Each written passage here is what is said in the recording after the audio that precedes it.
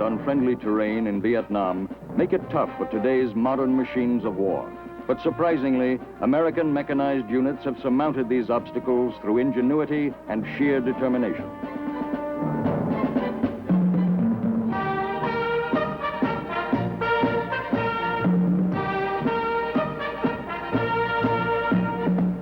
And it takes determination, especially when you can't see what's ahead, even 10 feet away. A jungle might seem like a strange place for armored vehicles that can cover hundreds of miles per day in open country.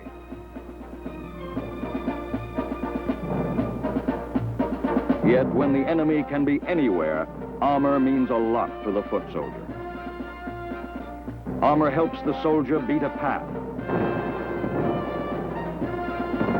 Armor means firepower, that extra wallop that keeps the enemy from concentrating his forces.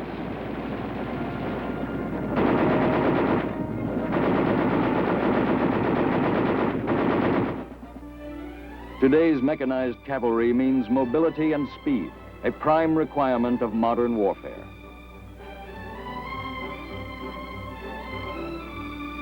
Since their arrival in Vietnam, the cavalry troopers of the Black Horse Regiment have built a proud record of accomplishment while fulfilling their military missions. Under unique battlefield conditions never before encountered by mechanized ground forces, they built a record of leadership, of ingenuity, spirit, and valor that will always live in the annals of the 11th Armored Cavalry in Vietnam. New ways to do old jobs had to be found, and these men were equal to the task.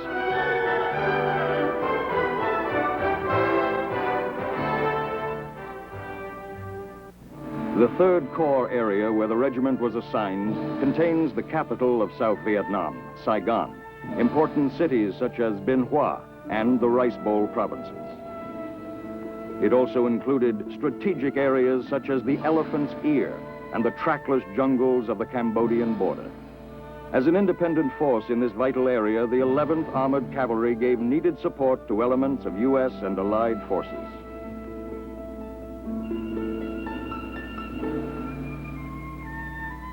Immediately after arrival at the port of Vung Tau in September 1966, the regiment moved to the important headquarters base of Long Binh for staging. Then onward to Xuan Loc and the creation of its own base camp.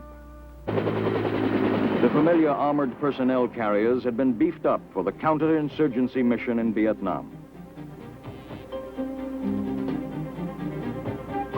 Each vehicle was fitted with 2 additional machine guns, and modification of armor gave crewmen greater protection.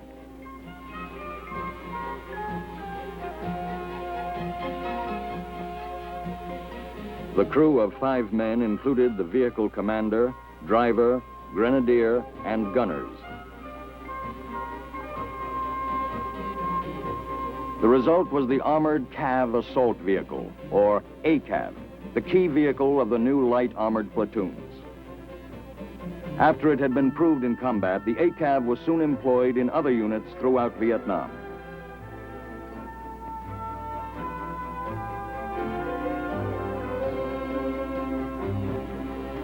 Heavier armor, typified by the M48 tank, provided each squadron with a big punch.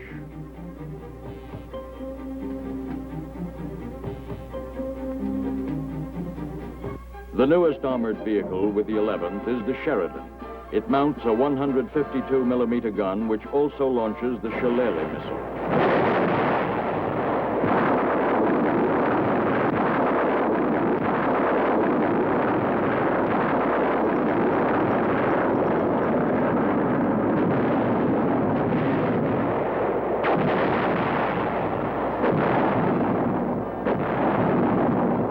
Self-propelled artillery was also part of the squadrons and was assigned to individual units in whatever mix the commander required. In the days ahead, artillery support would prove to be a valuable asset. At first, the 11th Armored Cavalry Regiment was equipped with self-propelled 105-millimeter howitzers. Later, these were to be replaced by 155-millimeter howitzers, which have greater range.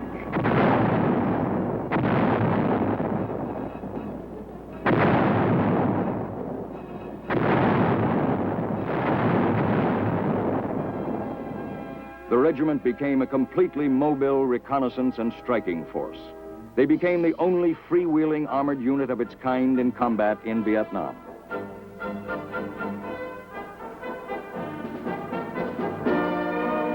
Within its squadrons were custom vehicles and special purpose weapons, such as heavy mortars capable of devastating fire, and highly trained mobile advisory scouts. A Thunderhorse troop of air cavalry.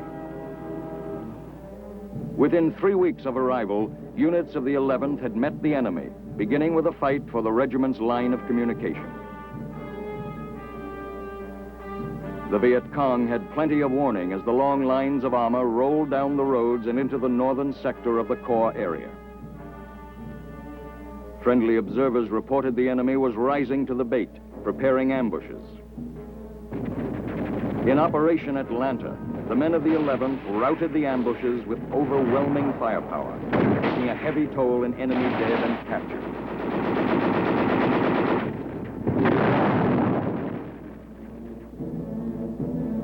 Many of the enemy's weapons were seized. Best of all, the Viet Cong learned respect for the regiment at the outset.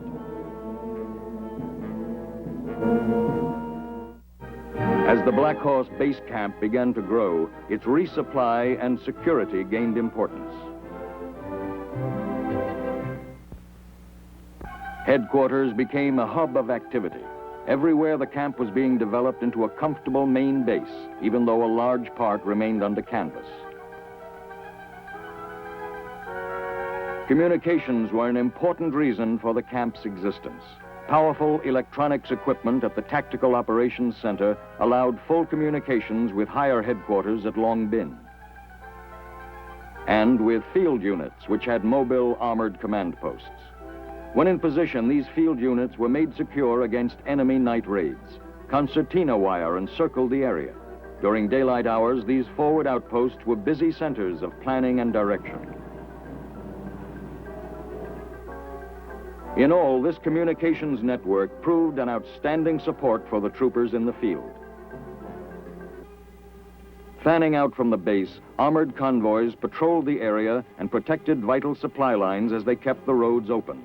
Often an armored patrol guarded an important junction or other strategic point.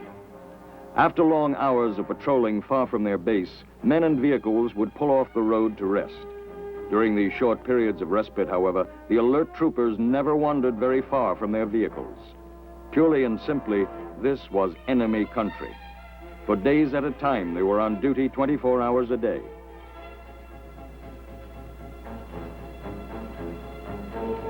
But they never dropped their guard, and it was mighty hard for Charlie to disturb the peace. In January 1967, Operation Cedar Falls swept the Iron Triangle area northwest of Saigon, a long-time enemy hideout. The 11th Armored Cavalry acted as a pushing force, beating the bushes for the enemy, driving them into a waiting blocking force composed of main U.S. and Allied forces. It was a tough, dangerous job, much of it in country where a man could not see the front of his vehicle from the driver's seat. Mile by mile, the men of the Black Horse Regiment helped flush the VC out of their tunnels. They found everything and anything which the enemy could use to carry out his mission.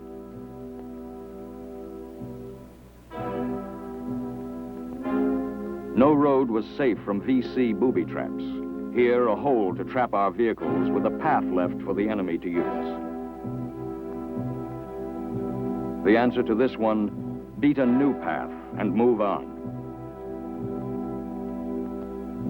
The operation was an unqualified success. Documents captured from the enemy attested to the hardships they had suffered as the armored units closed in. Then came the Rice Bowl country. In the Vo Dat region, the men of the Black Horse helped keep the fields and the roads free, so the crop would be safe from seizure by the Viet Cong. Also, the presence of armored units kept the peace and kept the enemy from intimidating the villages. In the province of Tai Ninh, along the Cambodian border, in the country called the Elephant's Ear, units of the 11th penetrated into terrain previously considered too rough for vehicles. Once again, the men of the 11th Armored Cavalry beat the jungle, pressing forward regardless of terrain. There, in the dense rainforests, they went after the enemy's hiding places.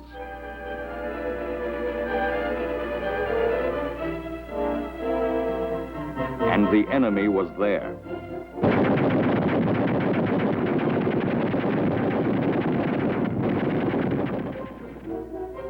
Once again, the assigned mission was accomplished.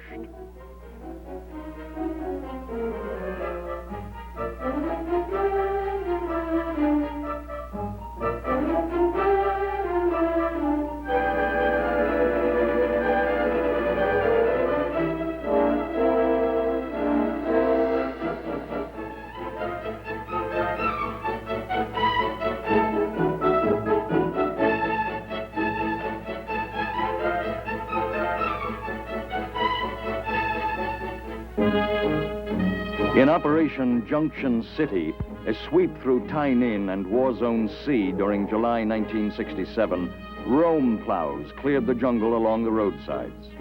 Military convoys and the South Vietnamese people could use the roads in greater safety. From the air, it was now possible to spot any Viet Cong activity near these vital roadways. Tanks were used to keep the roads open at strategic points, firing to keep the enemy off balance.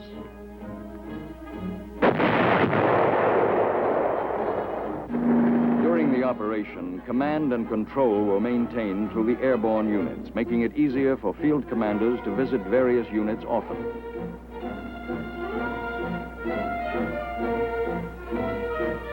The air cavalry troop of the regiment, known as Thunder Horse, had its own helicopter gunships and transports. Forward air controllers performed effective liaison between the Air Force and our armored units.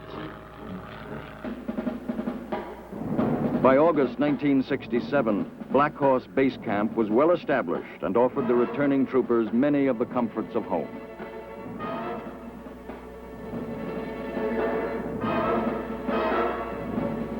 The return to action comes all too soon.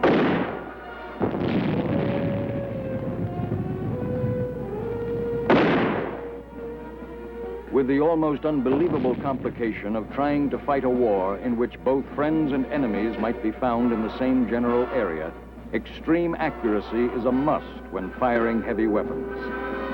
Special weapons like this 4.2-inch mortar mounted in carriers provide additional fire support to the squadrons.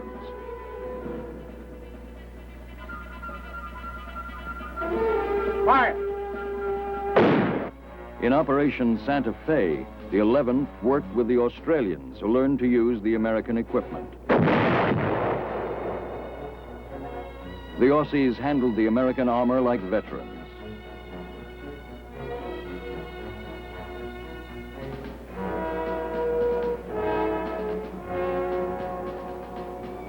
During Operation Santa Fe in Xuan Loc province, the Aussies conducted a large sweeping operation, driving the enemy forces into the waiting trap set up by the armored units of the Black Horse Regiment. The operation went off with clock-like precision as the Australians pressed the enemy back.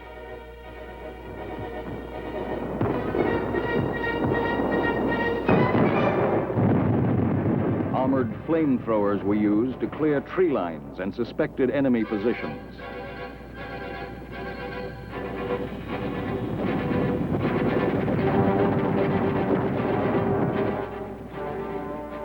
Then came the Vietnamese New Year, Tet.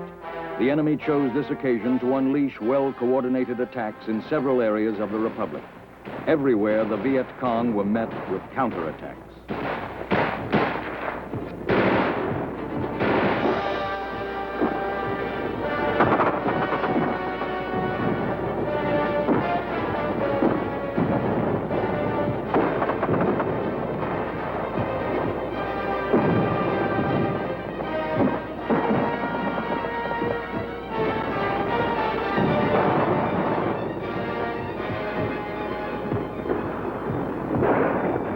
Striking treacherously where least expected, the Viet Cong brought the war to the cities of South Vietnam.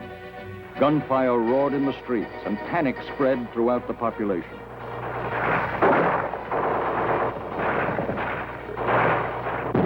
The 11th Cav rose to the challenge, and in a lightning-fast road march from the area near Cambodia, raced to the defense of the embattled cities. There they supported the ARVN troops, cutting off enemy escape routes. The city of Bien Hoa was secured by the armored assault of the 3rd Squadron, in which the enemy was routed in house-to-house fighting. The 11th was also sent to the defense of the capital, Saigon. Large areas of the capital's residential section had been laid to waste by concentrated Viet Cong rocket attacks and mortar bombardment. The people, displaced, wandered aimlessly through the district. In the midst of all this, the fighting continued as military police patrolled the city.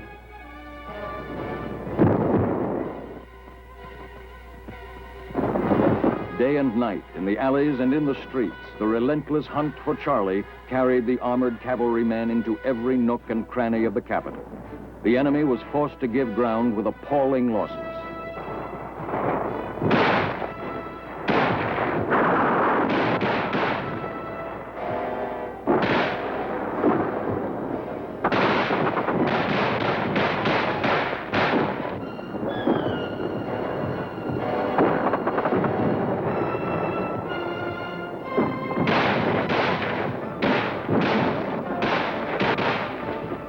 The ARVN forces distinguished themselves during the Tet campaign, acting aggressively to free their cities.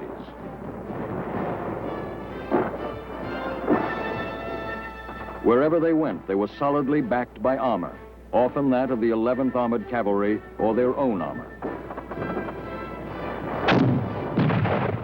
A few days after the initial attacks, the ARVN began to retake and free the cities.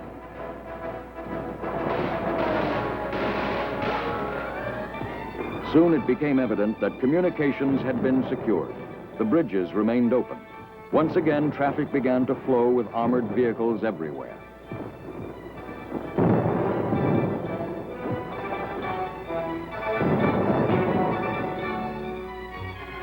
The Cho Lan area, the so-called Chinatown of Saigon. Here, after the first victories at Bien Hoa and Saigon, the 11th Cav stayed in the thick of the fight. Troopers of the Black Horse moved methodically from block to block, probing into every building along the way. Finally, it became apparent the Viet Cong had left the area, and there would be no more battles in the streets. The 11th Armored Cavalry Regiment was a major factor in eliminating the enemy threat. The men of the regiment displayed extraordinary heroism and devotion to duty, which are in keeping with the highest traditions of the military service. And so the tide of Tet was quickly turned from threat to opportunity as the Allied forces launched crushing blows against the enemy in the 3rd Corps area. Wherever Viet Cong underground fortifications were discovered, they were blown sky high.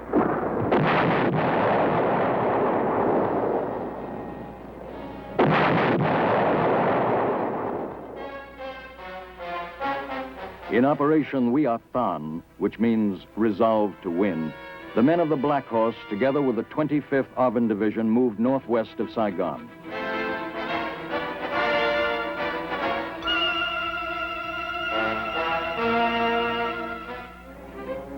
The ARVN troops, with confidence, went in after the enemy. Here the tanks and ACAVs maneuvered like cavalry and did so for 41 straight days, supporting the ARVN troops wherever they went.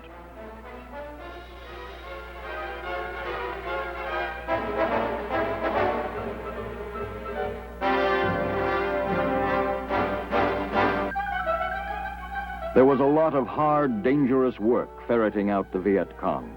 The enemy, long in control of this area, had over a period of years burrowed into the earth, creating a labyrinth of underground fighting and sleeping positions. Searching through this complex was not only difficult, but time-consuming.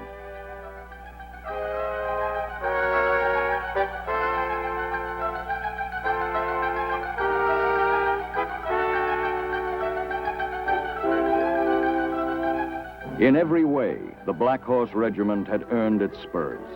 By early spring 1968, the Black Horse insignia, granted under fire in Vietnam, became a symbol of valor. Searching for communist mines was an unpleasant task. In order to maintain regular convoys, the roads were checked by mine-sweeping teams every day. The enemy, operating under cover of darkness, would plant mines along the most heavily traveled roads, despite the best efforts of our patrols. A portion of the road safe today was unsafe tomorrow. Almost every mine sweep uncovered something lethal. A Chinese communist 20-pound mine, big enough to blow the tracks off an ACAV. Once uncovered, these mines were destroyed by demolition experts using charges of plastic explosives.